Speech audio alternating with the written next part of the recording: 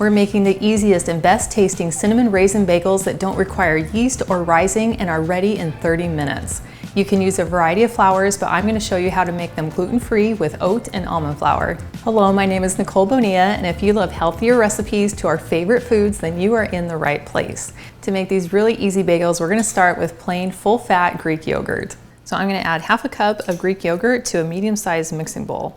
Now you're welcome to jot down these ingredients as we go along, or you can click on the link in the video description and that will take you to the full recipe on my website with all the details. Next we're going to add some oat flour, which gives it some really delicious earthy flavor. Now you could use store-bought oat flour, or you can take some old-fashioned oats or some quick oats, just put them into a blender, blend them for about 15 to 20 seconds and you'll have your own homemade oat flour. So I'm going to add half a cup of oat flour.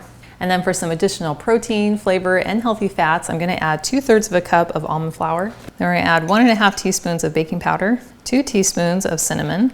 And if you're not a huge fan of cinnamon, you can always add a little bit less or even omit it if you need to. 1/4 teaspoon of salt.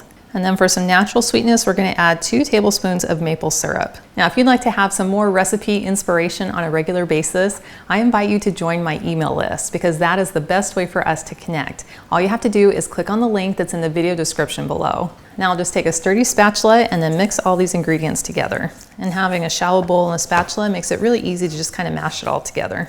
Now you'll just want to mash it until you have all the flour picked up from the bottom of the bowl. And you'll know that the dough is the right consistency when it just barely is sticking to your fingers when you touch it. Next, we're going to add in 1/4 cup of raisins, and you could use any variety that you like. I'm going to leave out a few because I like to add some on top after I shape the bagels. And then I'll just fold these in with my spatula. And then I'm going to press the dough all together in my bowl. Take my spatula and divide it in half, then divide it in half again. And then I have my 4 pieces of dough to make 4 bagels. Now I prefer the eyeball method, but of course you can measure these out if you'd like to be more precise. To bake the bagels, I like to line my baking sheet with a piece of parchment paper because that makes it really easy for getting the bagels on and off the pan. Now to form the bagels, we don't want to put any additional flour on the dough because we want it to stay really soft. But that means we're going to have some oil on our hands so that the dough doesn't stick to them. So I'm going to remove any jewelry and then just pour about a teaspoon of oil in my hands. Scrape out one section of dough, and then I'll just roll it in my hands to a nice round ball. And if you'd like, you can take a few extra raisins and just kind of push them into the top, and then place it on my pan, and then I'm going to pat it down to a nice round shape. And then to make the hole in the middle of the bagel, I'm going to use the simplest tool, which is my finger. So I'm just going to poke my finger down in the middle and kind of wiggle it around. And then I can smooth it around till I like how it looks.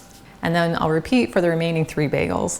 Now that we've shaped all our bagels, we want to give them that really beautiful golden crust on the outside. So I've just taken 1 egg yolk and then a pastry brush. I'll just dip the brush in the egg yolk and then paint it right on top of the bagel, and making sure that it gets on the top and the sides. And just repeat for the remaining bagels.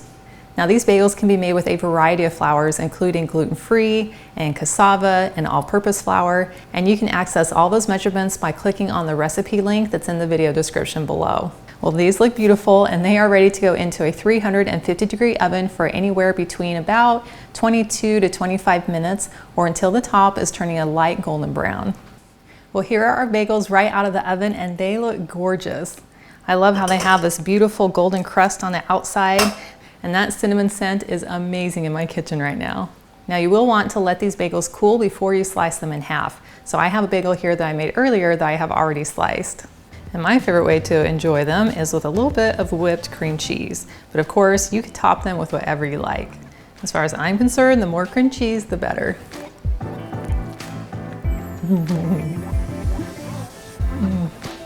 That tastes so delicious.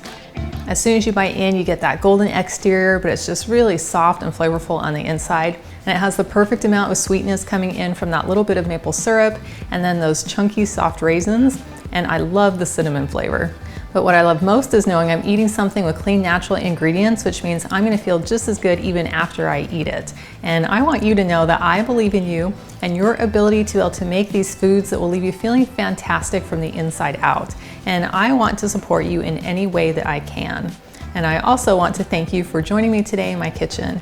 And I have included a link to this full recipe and it's in the video description below. And that will take you to my website, gentletummy.com. And I also invite you to like and subscribe to my channel. And if you know someone else who you think would love these bagels, please share this video with them.